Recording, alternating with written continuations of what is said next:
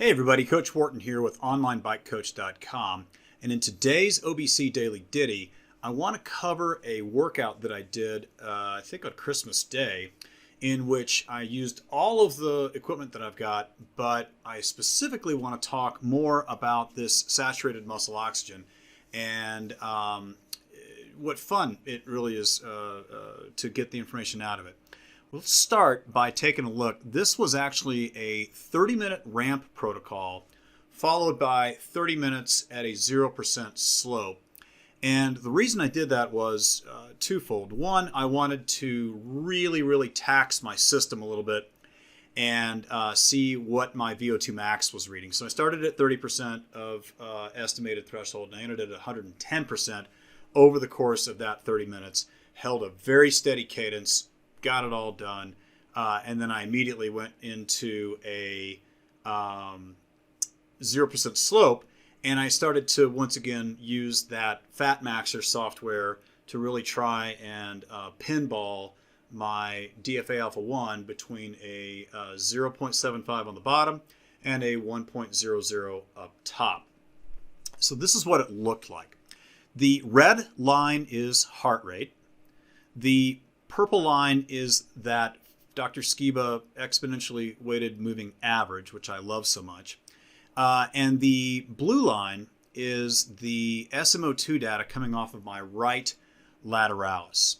And if we zoom in just a little bit, what we can see is that wattage was fairly steady and heart rate climbed kind of steady.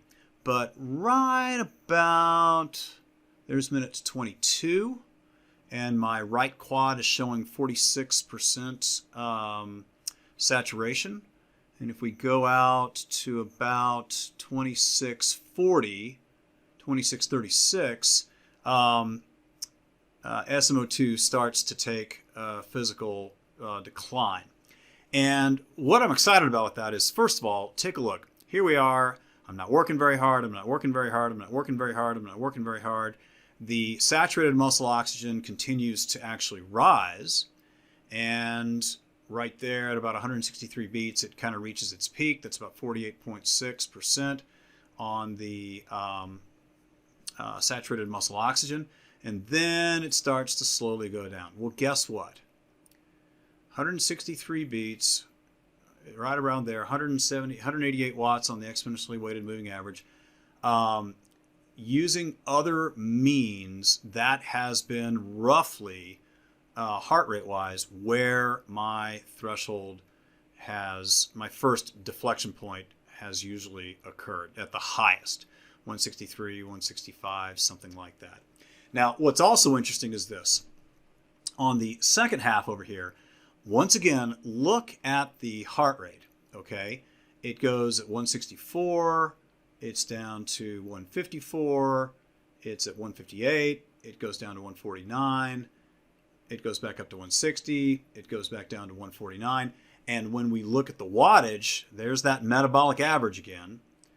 The wattage continues to decline, the heart rate continues to decline, the saturated muscle oxygen honestly stays within an acceptable range of saturation. There's 56%, it reaches a high of 70%, things like that.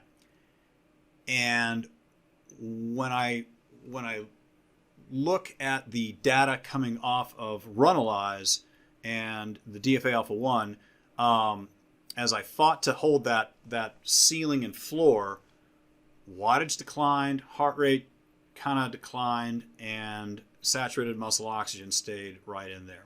So what does all this mean? Again, I'm trying to correlate with all of the instruments that we have, the lower threshold and the upper threshold, so that we can maintain an optimal base using metabolism and intrinsic data, not just extrinsic data.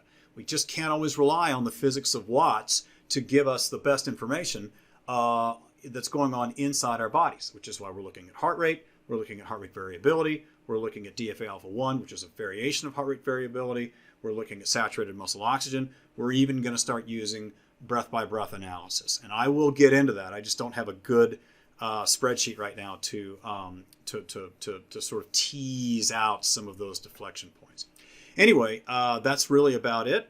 I'm about to hop back on the bike and get another 60 or 75 minutes in at base, and I'll blog that when we're done. Thanks for watching, thanks for reading, and enjoy the ride.